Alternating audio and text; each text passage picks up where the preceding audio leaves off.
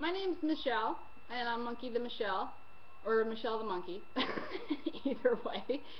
And I make blankets. And I've been asked to make a blanket video that is a little more in detail than what I've done in the past. So I'm going to go ahead and do that today. Now,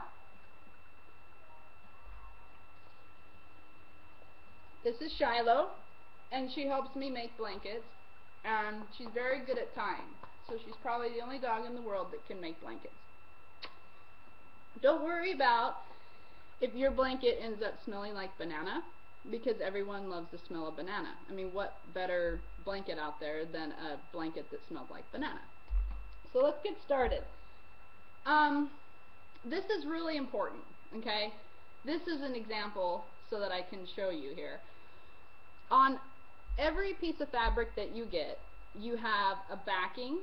So in this case, this snowflake blanket is the front, it's the pattern. And then you have a backing, and it's black. On every fabric, there's this stuff called salvage on the ends. And on the patterned fleece, it's easier to know which side should be the side that shows when the blanket is done. But on the solid color, it's not as easy to tell. So how you can tell is the salvage flips up. You see how it I don't know how it'll show up in the video, but it curls in, okay? This is curling in.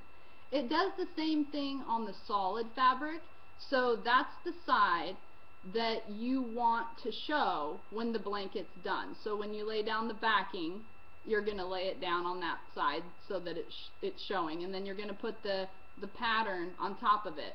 And again, in this case, you know, this curls up this way, so you know for sure that this is the right side of the fabric. Okay, that was to show you about salvage. This is the blanket we're actually going to work on here, and it's a really pretty blue and brown Aztec print. So I've already trimmed all the sides of the blanket. So we have blue, and then we have the print here, okay?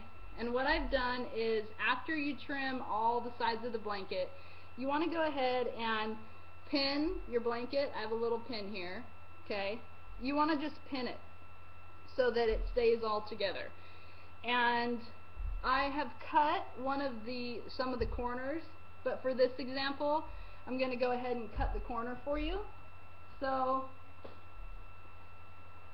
this is one of the corners that I've already cut, and I hold on to it because what I'm going to do is I'm going to go ahead and place this on this corner so that I cut it the exact same size.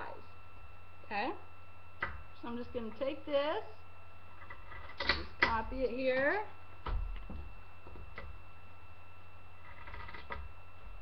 and cut the corners.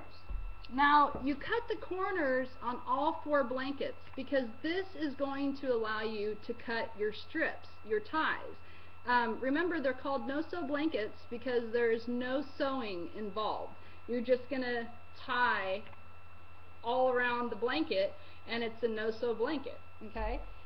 The next thing you're going to do is, I'm going to remove this pin since we're tying this side, okay? So the next thing you're going to do is we're going to cut our strips here. And I cut them probably about an inch apart from each other, okay? And again, you're going to cut these strips all around the blanket. I do one side at a time, okay? I would usually go down and cut all my strips, but for the sake of the video, I'm not going to do that. Then what you do is, let me see if I can do this right-handed since the video will show better.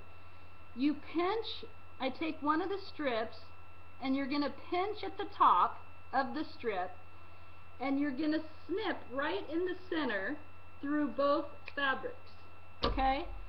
So you have a hole, which it didn't go all the way through, so let me do it with my left hand real quick. You have a hole in the strip, okay? Hopefully you can see that. Let me try to bring it up a little closer.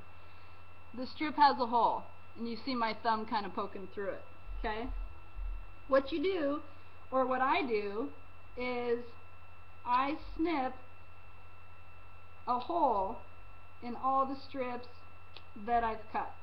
Okay, I just like to cut all my strips, and then I like to snip all of them, and then I like to tie all of them. Now you'll notice that I'm using different scissors.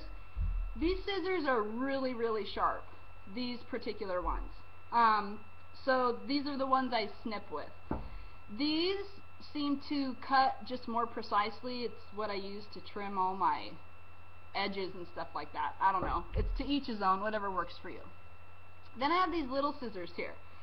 And what I use these for is when you go to tie these, you want to flip up the piece of the strip, and you want the top of the strip to be where the hole is, and you just simply, I use these to just push both of the fabrics through the hole, and then you just pull it through, and there's your tie. So I'm going to do a few more here so you kind of get the idea. You just push the fabric through and pull, and you obviously do this with all the strips, but I just kind of want to give you an idea here as to how it all comes together. And these are really fun. They make it is so that you don't have to be a perfectionist. I mean, if you make a mistake, it's really easy just to hide it and cover up. You don't have to be a perfectionist to make these things, and people love blankets, and they're a lot of fun and very soothing to make.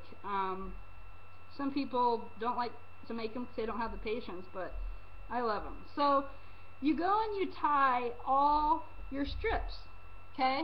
And what you have, as you can see, is you're just going to tie all around each side, and you're going to end up with a no-sew blanket. So I hope this was helpful. The cool thing too is what I do is I like to take some of the fabric that I cut, and this is what I will, when I'm done with the blanket and I fold the blanket, I'll actually use this as a tie across the blanket, kind of like a bow, so to speak.